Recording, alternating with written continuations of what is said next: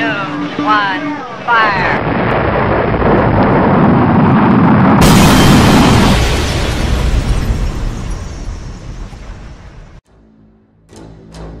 Dans les marées perpétuellement changeantes de la géopolitique, au milieu des échos d'une ère révolue, une question menaçante plane.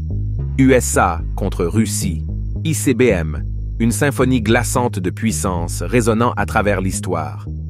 Dans cette vidéo, nous plongeons dans un sujet qui pourrait vous donner des frissons dans le dos, le face-à-face entre les États-Unis et la Russie, avec des armes nucléaires. Oui, nous parlons de ces énormes et redoutables missiles balistiques intercontinentaux, ou ICBM. Alors, attachez vos ceintures, car nous nous apprêtons à comparer ces armes létales et à explorer ce qui pourrait se passer en cas de confrontation. Prêt à me rejoindre dans ce voyage éclairant? Commençons. Bien longtemps auparavant, au milieu du XXe siècle, les États-Unis et la Russie, à l'époque, c'était l'Union soviétique, étaient comme deux poids lourds dans une impasse tendue. Cette époque était appelée la guerre froide. Ils ne se lançaient pas directement des coups, mais ils exhibaient certainement leurs muscles nucléaires. Les deux pays se précipitaient pour construire de plus en plus d'armes nucléaires, y compris ICBM, super effrayants. Et ça faisait vraiment tourner les têtes dans le monde entier. D'accord, retroussons nos manches et plongeons plus profondément dans le cœur de cet affrontement épique entre ICBM. Imaginez ceci, deux colosses prêts à l'action, armés des charges les plus meurtrières jamais conçues, des missiles balistiques intercontinentaux ou ICBM. Ce ne sont pas juste des fusées ordinaires, ce sont des engins de cauchemar et de technologie de pointe. Aujourd'hui, nous mettons en lumière le Minuteman III des États-Unis et le RS-24 Yar de la Russie, deux concurrents redoutables dans ce jeu nucléaire à enjeux élevés. Commençons par le Minuteman III, le joyau de la collection d'ICBM des États-Unis. Imaginez-le comme le tireur d'élite ultime à longue distance. Ce missile est conçu pour traverser les continents en un clin d'œil, avec une précision mortelle qui ne laisse aucune place à l'erreur. Son nom est approprié. Il peut passer à l'action en quelques minutes, à la hauteur de son surnom de Minuteman. Équipé de véhicules de rentrée à objectifs multiples et indépendants, ou MIRV, le Minuteman III devient un multitâche terrifiant, capable de semer la destruction sur plusieurs cibles avec une précision glaçante. Maintenant, en tournant notre regard vers l'autre côté du ring, nous rencontrons le redoutable RS-24 Yar de la Russie. Cet ICBM porte l'art des manœuvres évasives à un tout autre niveau. Imaginez essayer d'attraper une balle rapide avec vos mains nues. C'est le genre de défi dont nous parlons. Le RS-24 Yar peut changer sa trajectoire en plein volume, utilisant des manœuvres sophistiquées qui laisseraient tout intercepteur peinant à suivre. La capacité de ce missile à modifier son cours de manière imprévisible en fait un cauchemar à intercepter, laissant les systèmes de défense perplexes et les mains vides. Mais il y a plus à ces ICBM que leur puissance et leur agilité. Ces armes représentent l'aboutissement de décennies d'ingéniosité scientifique et de savoir-faire en ingénierie. Elles témoignent des efforts déployés par les nations pour sécuriser leurs intérêts stratégiques et protéger leur souveraineté. Pendant ce temps, les mi-RV du Minuteman III illustrent la stratégie des États-Unis consistant à submerger les adversaires par une supériorité numérique écrasante. Chaque missile peut transporter plusieurs têtes nucléaires, chacune capable de cibler différentes zones de manière indépendante. Cela multiplie la dévastation potentielle, laissant à l'adversaire la tâche quasi impossible d'intercepter et de neutraliser chaque tête nucléaire entrante. La danse technologique entre le Minuteman III et le RS-24 Yar souligne la poursuite incessante de la domination militaire et la recherche constante d'un avantage dans le paysage géopolitique complexe. En contemplant les subtilités de ces ICBM, il est crucial de se rappeler le contexte plus large dans lequel ils existent. Les États-Unis et la Russie, possédant tous deux d'immenses arsenaux nucléaires, portent le poids des leçons de l'histoire. Les événements catastrophiques d'Hiroshima et de Nagasaki restent gravés dans la conscience collective, servant de rappel sévère des conséquences dévastatrices qu'un conflit nucléaire peut déchaîner. Alors, que se passerait-il si ces ICBM étaient un jour confrontés dans un scénario apocalyptique? La réponse est à la fois sobre et glaçante, une destruction mutuellement assurée.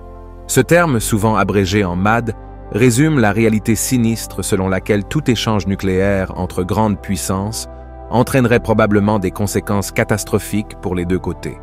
C'est une situation paradoxale où l'existence même de ces armes agit comme un moyen de dissuasion contre leur utilisation, créant un équilibre fragile qui vacille au bord de l'oubli.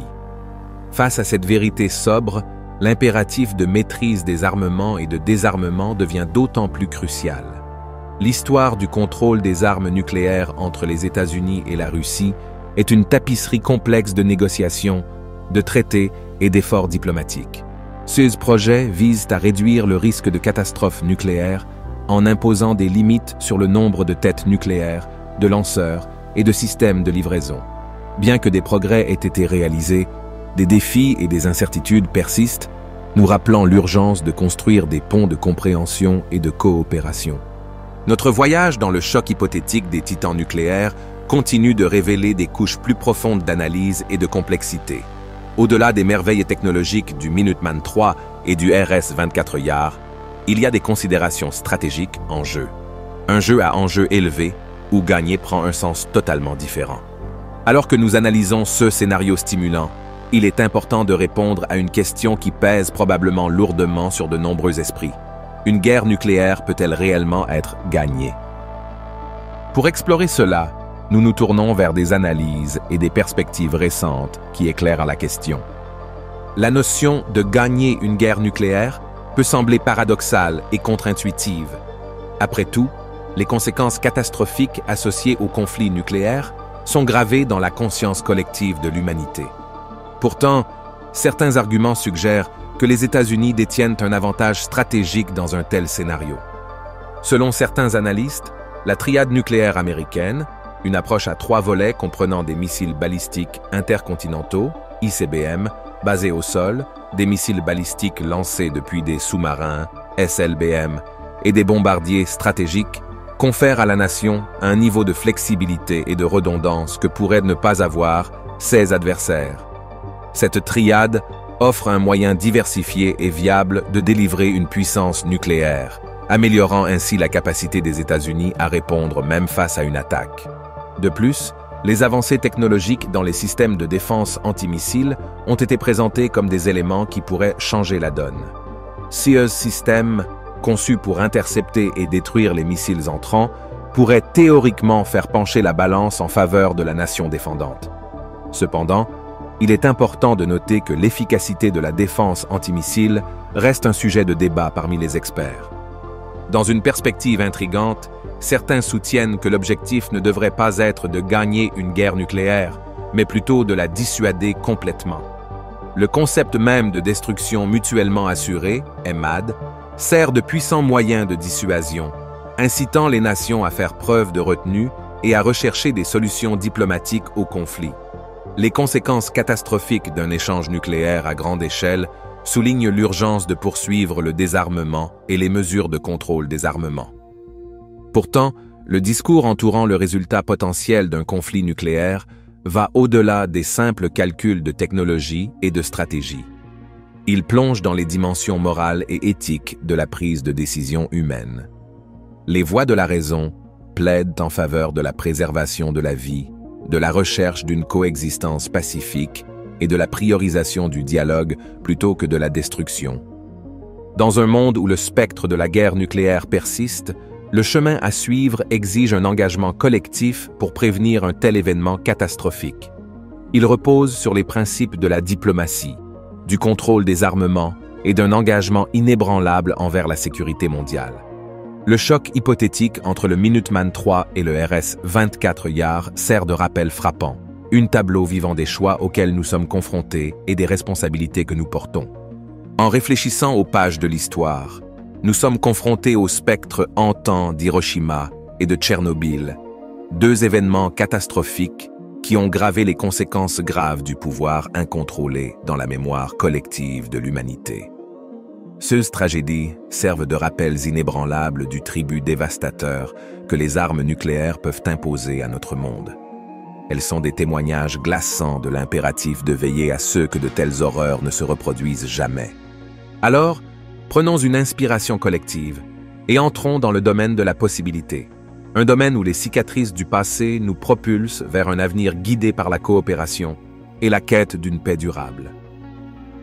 La guerre froide, avec ses ombres menaçantes et ses menaces toujours présentes, s'est retirée dans les annales de l'histoire, mais ses leçons restent aussi pertinentes que jamais. En ce moment précaire, nous nous trouvons à la croisée des chemins, attirés par les échos des conflits révolus et poussés vers l'avant par la promesse d'un monde uni dans un but commun.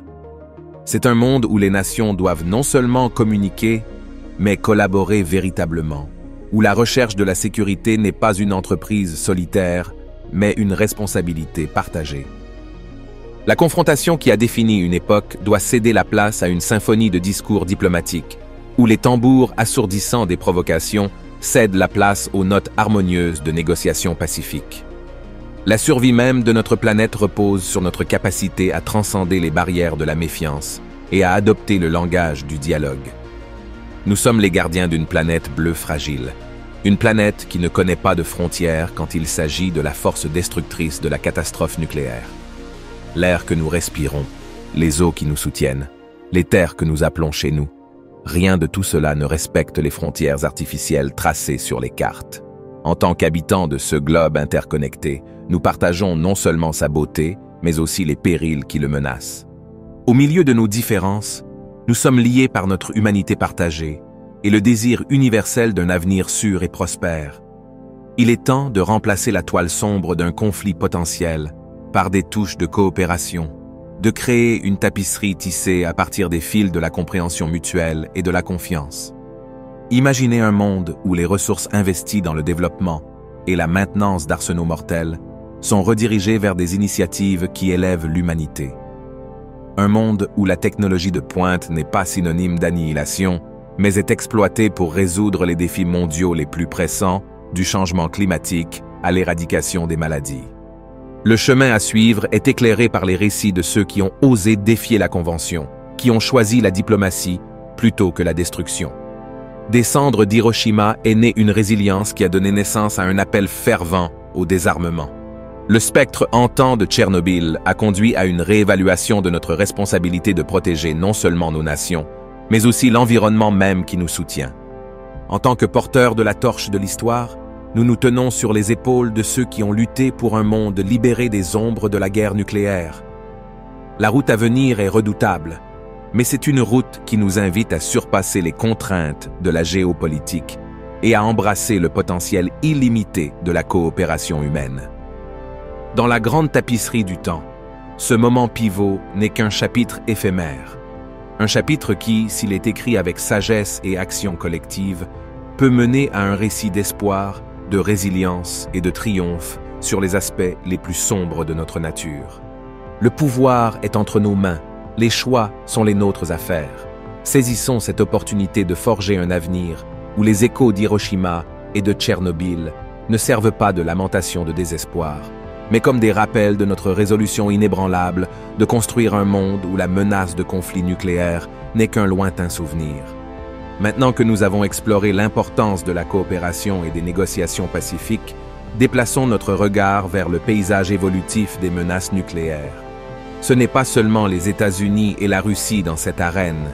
Il y a de nouveaux acteurs qui entrent en scène, armés de leurs propres défis et complexités. Des puissances émergentes font progressivement leur entrée sur la scène nucléaire, nous posant un ensemble de questions. Comment des pays comme la Chine et la Corée du Nord s'intégreront-ils dans le puzzle nucléaire mondial? Comment leurs arsenaux se comparent-ils aux acteurs établis et quelles implications cela a-t-il pour la sécurité internationale? Alors que nous nous aventurons plus profondément dans le domaine des complexités nucléaires, notre regard se tourne vers l'éveil indéniable du géant endormi lui-même, la Chine. Une nation d'une histoire profonde et d'une transformation remarquable, la Chine s'est affirmée comme un concurrent redoutable sur la scène mondiale des armes nucléaires. Ses avancées technologiques rapides et sa puissance militaire croissante l'ont propulsée dans une ligue à part. Au milieu des gratte-ciels imposants et des villes animées, une compétition plus discrète mais tout aussi puissante se déroule. La course à la fortification de son arsenal nucléaire. À la pointe de cette entreprise se trouve le missile balistique intercontinental DF-41, un témoignage du savoir-faire ingénierial et de l'ambition stratégique de la Chine.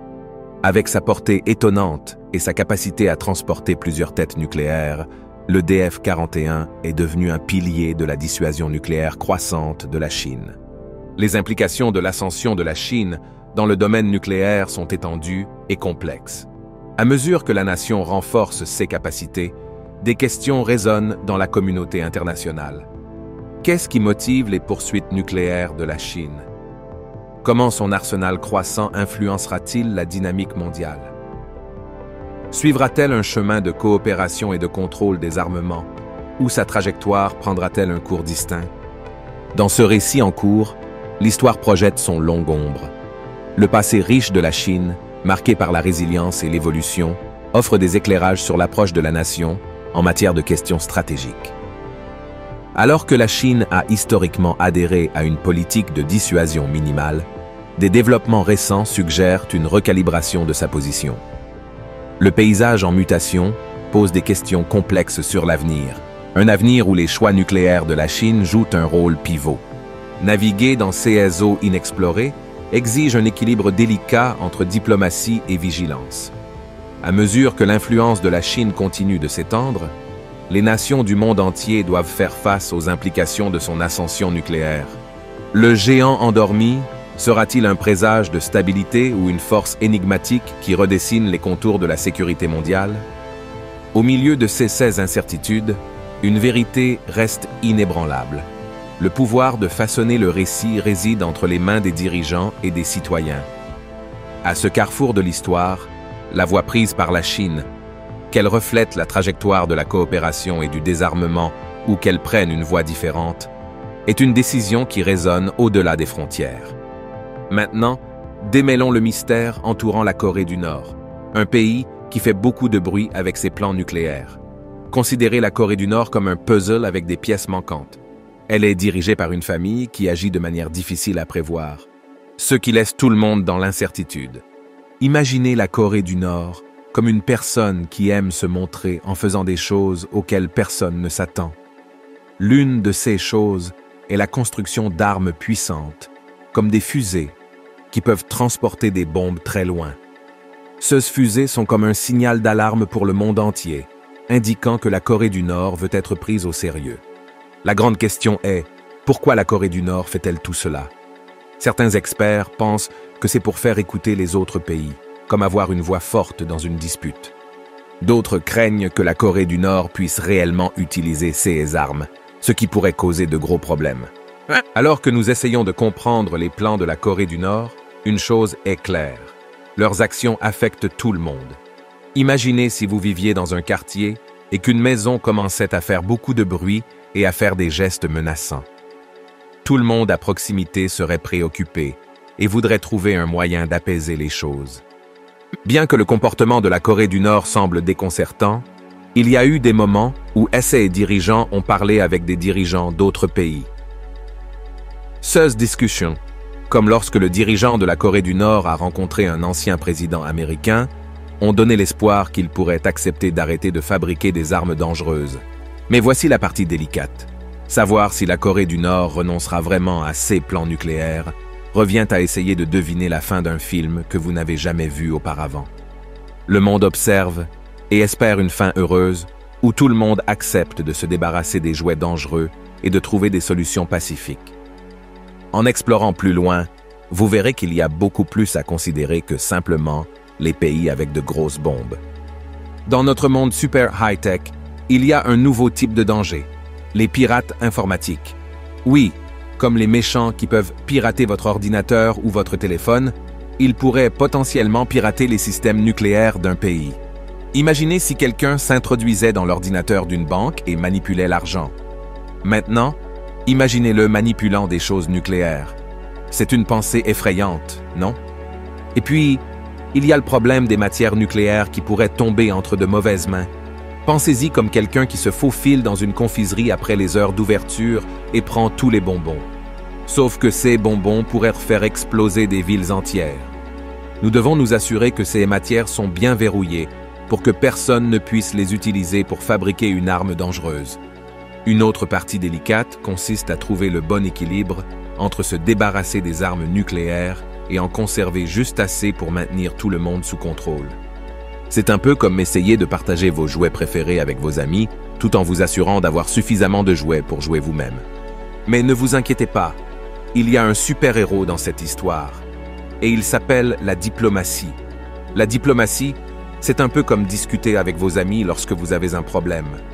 Ce n'est pas toujours facile, surtout lorsque les pays ont des idées et des histoires différentes, mais c'est super important pour éviter de grands conflits.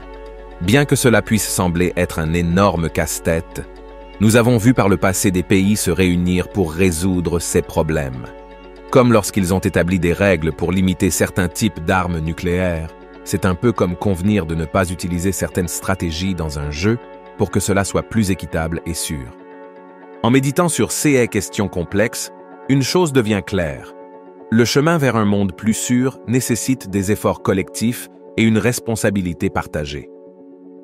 Tout comme les États-Unis et la Russie doivent collaborer, toutes les nations doivent également travailler ensemble pour assurer un avenir dépourvu des horreurs du conflit nucléaire.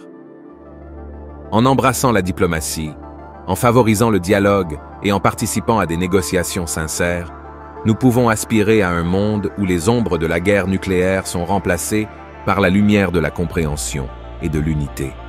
C'est une tâche redoutable, mais l'histoire nous a montré qu'un changement remarquable est possible lorsque l'humanité se rassemble autour d'un objectif commun.